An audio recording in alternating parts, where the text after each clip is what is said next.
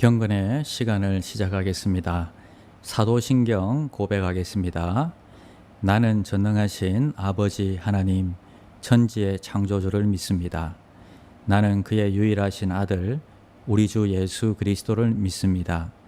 그는 성령으로 잉태되어 동정녀 마리아에게서 나시고 본디오 빌라도에게 고난을 받아 십자가에 못 박혀 죽으시고 장사된 지 사흘 만에 죽은 자 가운데서 다시 살아나셨으며 하늘에 오르시어 전능하신 아버지의 하나님 우편에 앉아 계시다가 거기로부터 살아있는 자와 죽은 자를 심판하러 오십니다. 나는 성령을 믿으며 거룩한 공교회와 성도의 교제와 죄를 용서받는 것과 몸의 부활과 영생을 믿습니다.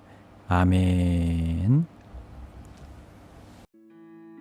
11월 27일 오늘의 말씀은 역대하 21장 2절에서 20절입니다. 여호사밧의 아들 여호람의 아우들 아사랴와 여히엘과 스가랴와 아사랴와 미가엘과 스바랴는 다 유다 왕 여호사밧의 아들들이라. 그의 아버지가 그들에게는 은금과 보물과 유다 견고한 성읍들을 선물로 후히 주었고 여호람은 장자이므로 왕위를 주었더니 여호람이 그의 아버지의 왕국을 다스리게 되어 세력을 얻은 후에 그의 모든 아우들과 이스라엘 방백들 중 몇 사람을 칼로 죽였더라. 여호람이 왕위에 오를 때에 나이가 32세라. 예루살렘에서 8년 동안 다스리니라. 그가 이스라엘 왕들의 길로 행하여 아합의 집과 같이 하였으니 이는 아합의 딸이 그의 아내가 되었음이라. 그가 여호와 보시기에 악을 행하였으나 여호와께서 다윗의 집을 멸하기를 즐겨하지 아니하셨음은 이전에 다윗과 더불어 언약을 세우시고 또 다윗과 그의 자손에게 항상 등불을 주겠다고 말씀하셨음이더라. 여호람 때에 에돔이 배반하여 유다의 지배하에서 벗어나 자기 위에 왕을 세우므로 여호람이 지휘관들과 모든 병거를 거느리고 출정하였더니 밤에 일어나서 자기를 애워싼 에돔 사람과 그 병거의 지휘관들을 쳤더라. 이와 같이 에돔이 배반하여 유다의 지배하에서 벗어났더니 오늘까지 그러하였으며 그때에 림나도 배반하여 여호람의 지배하에서 벗어났으니 이는 그가 그의 조상들의 하나님 여호와를 버렸음이더라. 여호람이 또 유다 여러 산에 산당을 세워 예루살렘 주민으로 음행하게 하고 또 유다를 미혹하게 하였으므로 선지자 엘리야가 여호람에게 글을 보내어 이르되 왕의 조상 다윗의 하나님 여호와께서 이같이 말씀하시기를 내가 내 아비 여호사밧의 길과 유다 왕 아사의 길로 행하지 아니하고 오직 이스라엘 왕들의 길로 행하여 유다와 예루살렘 주민들이 음행하게 하기를 아합의 집이 음행하듯 하며 또 내 아비 집에서 너보다 착한 아우들을 죽였으니 여호와가 내 백성과 내 자녀들과 내 아내들과 내 모든 재물을 큰 재앙으로 치시리라. 또 너는 창자의 중병이 들고 그 병이 날로 중하여 창자가 빠져나오리라 하셨다 하였더라. 여호와께서 블레셋 사람들과 구스에서 가까운 아라비아 사람들의 마음을 격동시키사 여호람을 치게 하셨으므로 그들이 올라와서 유다를 침략하여 왕궁의 모든 재물과 그의 아들들과 아내들을 탈취하였으므로 막내 아들 여호아스 외에는 한 아들도 남지 아니하였더라. 이 모든 일 후에 여호와께서 여호람을 치사 능히 고치지 못할 병이 그 창자에 들게 하셨으므로 여러 날 후 2년 만에 그의 창자가 그 병으로 말미암아 빠져나오매 그가 그 심한 병으로 죽으니 백성이 그들의 조상들에게 분향하던 것 같이 그에게 분향하지 아니하였으며 여호람이 32세에 즉위하고 예루살렘에서 8년 동안 다스리다가 아끼는 자 없이 세상을 떠났으며 무리가 그를 다윗성에 장사하였으나 열왕의 묘실에는 두지 아니하였더라. 샬롬, 반갑습니다. 오늘도 주님 앞에 나오신 우리 성도님들을 주의 이름으로 환영합니다. 오늘은 하나님을 떠나면 사람들도 떠난다라는 제목으로 함께 하나님의 말씀 나누겠습니다. 지난 시간 여호사밧 왕이 하나님을 신뢰하고 여호와 보시기에 정직하게 행했을 때 하나님께서 이스라엘에게 큰 승리를 주셨음을 살펴보았습니다. 또한 그가 산당을 제하지 않아서 백성들이 하나님을 떠난 것도 살펴보았습니다. 누구나 공도 있고 과도 있습니다.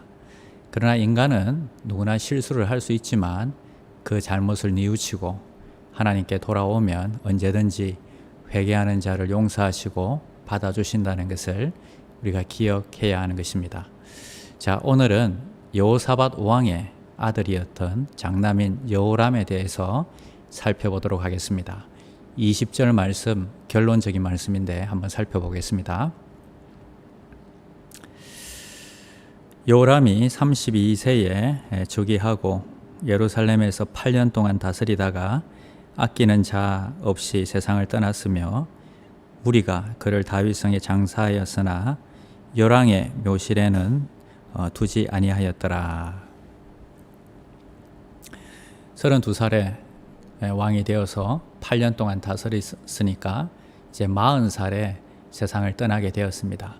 그런데 우리가 주목할 것은 열왕의 묘실에 두지 아니하였다. 이렇게 성경은 설명하고 있습니다. 이 한 절을 통해서 그가 실패한 인생을 살았음을 알 수 있습니다. 8년을 다스렸는데 그의 죽음을 아무도 슬퍼하는 자가 없었다. 또한 왕의 묘실에도 들어가지 못했다. 이렇게 나옵니다. 역대기에서는요, 솔로몬, 르호보암, 아사, 여호사밧 같은 좋은 왕들은 열왕의 묘실에 장사되었다. 성경은 이야기하고 있고요.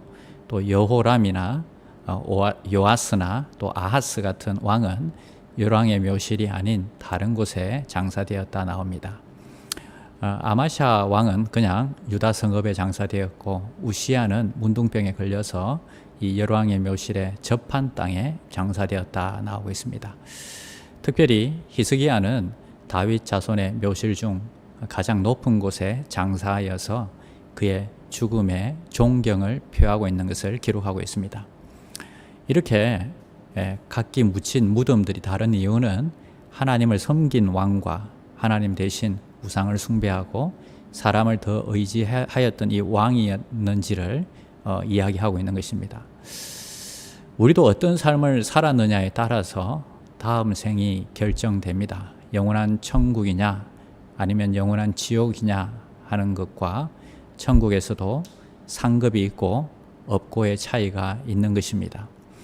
여호람의 문제가 무엇이겠습니까? 오늘 말씀 여러 군데서 그의 문제들이 나타나고 있습니다.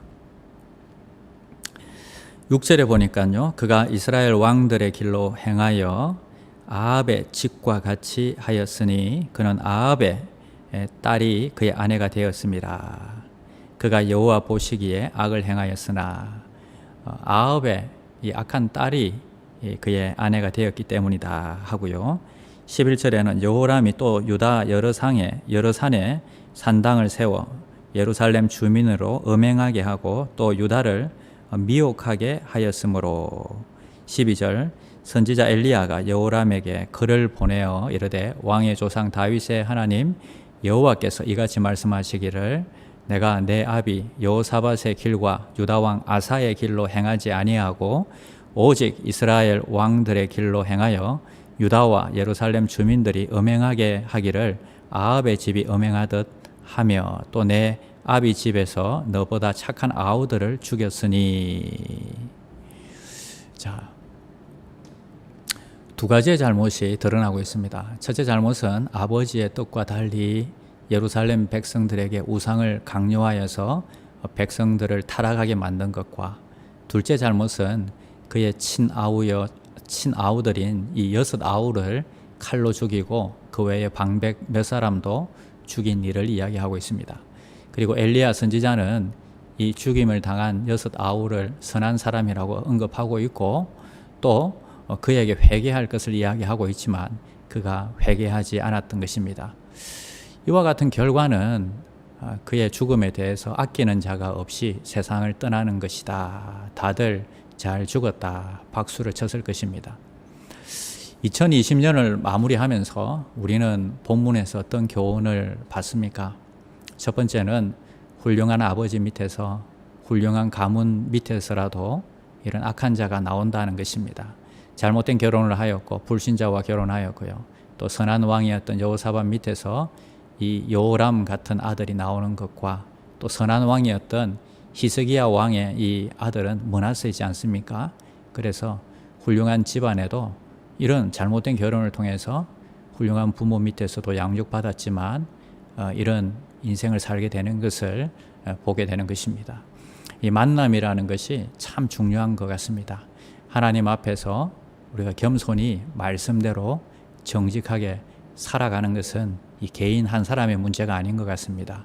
가족을 누구를 받아들이느냐, 가족들이 함께 정말 예수를 잘 믿느냐, 이런 것들이 더 중요한 것 같습니다.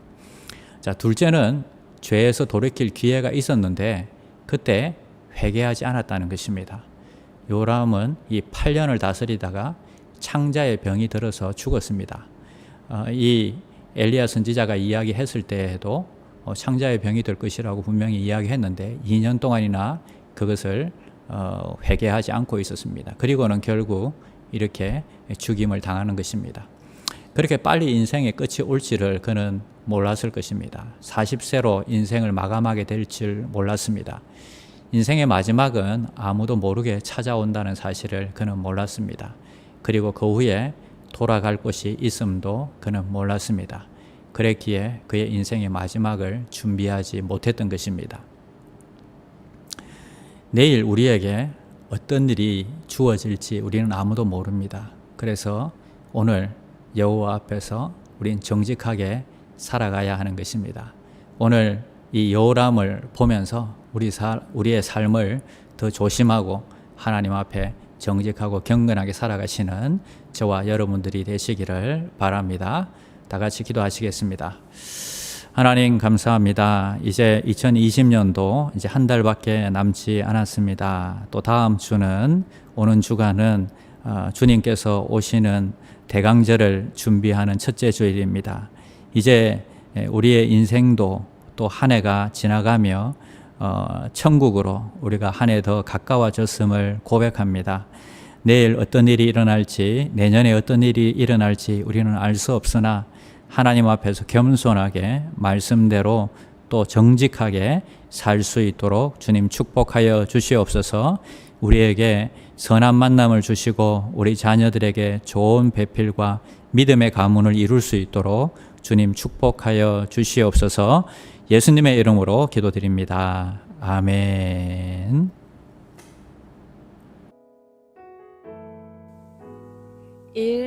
오심 기도.